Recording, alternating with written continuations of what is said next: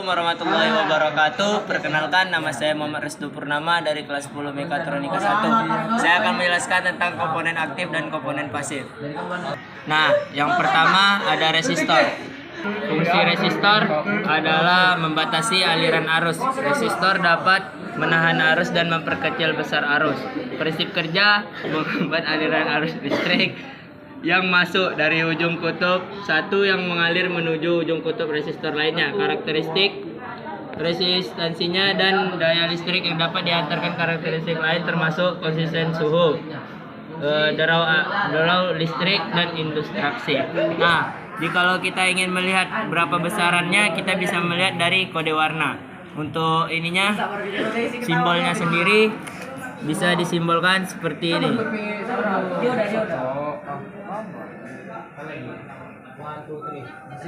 Ya, seperti inilah simbolnya ya. Nah, untuk komponen yang kedua di sini ada kapasitor. Nah, kapasitor sendiri berfungsi sebagai penyimpan muatan elektron, sebagai filter atau penyaring dalam rangkaian power supply. Prinsip kerja, jika kedua ujung plat metal diberikan listrik, maka muatan positif akan mengumpul pada salah satu kaki. Lalu metalnya, dan pada saat muatan negatif terkumpul pada ujung metal yang satunya lagi. Karakteristik kapasitor terhadap tegangan DC merupakan hambatan yang sangat besar. Nah, untuk simbolnya sendiri bisa disimbolkan seperti ini.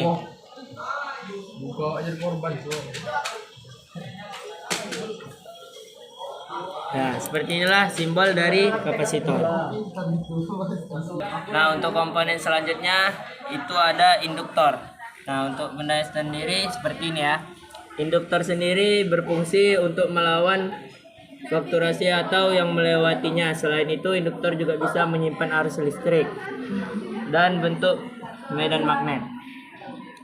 Prinsip kerja, pada saat arus mulai mengalir ke induktor dalam komponen tersebut, maka akan menghasilkan medan magnet yang disebabkan oleh perubahan arus listrik ke medan magnet dengan tidak mengubah besaran tegangan listrik. Karakteristik mencegah lewatnya arus bolak-balik dan membiarkan arus searah lewat dengan lancar. Untuk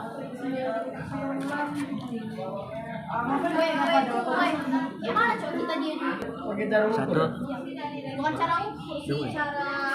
simbol dari induktor adalah seperti ini.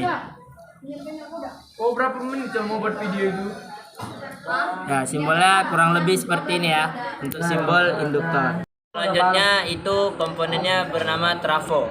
Nah, untuk bentuknya seperti ini. Karena saya tidak memiliki trafonya ya.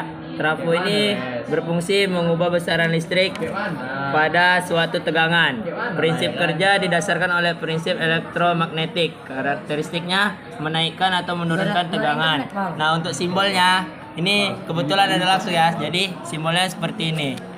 Ya, itulah. Selanjutnya saya akan menjelaskan tentang komponen aktif. Untuk komponen aktif, komponen yang pertama ada dioda.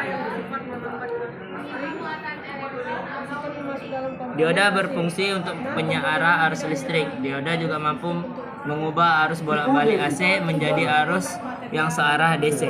Prinsip kerja, secara umum prinsip kerja dioda adalah memaksimalkan arus bolak-balik listrik. Karakteristiknya meneruskan arus menjadi searah dan menghambat arus yang arahnya berlawanan. Nah, untuk membedakan jadi dioda ini memiliki dua kaki. Jadi untuk membedakan mana kutub anoda dan katodanya bisa kita lihat melalui gelangnya. Gelangnya adalah kutub katoda. Nah, untuk simbol dari dioda sendiri itu seperti ini. Ambilin buku sejarah dulu tolong. Itu sama dengan tegangan dengan satuan volt. Nah, ini untuk simbol dari dioda. Dioda ini adalah komponen aktif. Nah, untuk komponen yang kedua dari komponen aktif adalah transistor. Nah, ini transistor ya.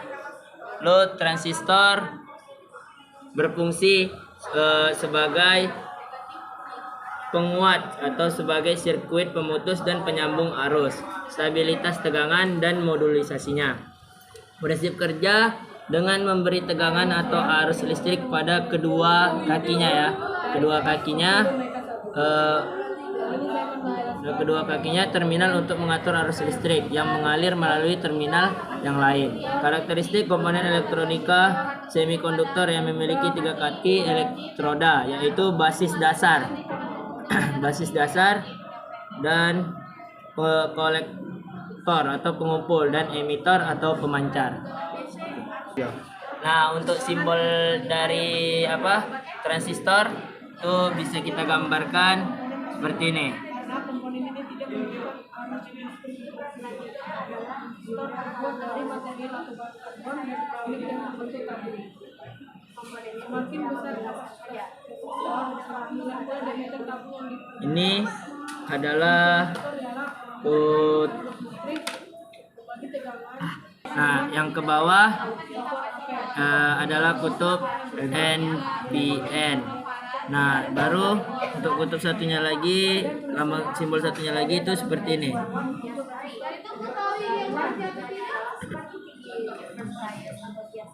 Nah, itu adalah kutub PN.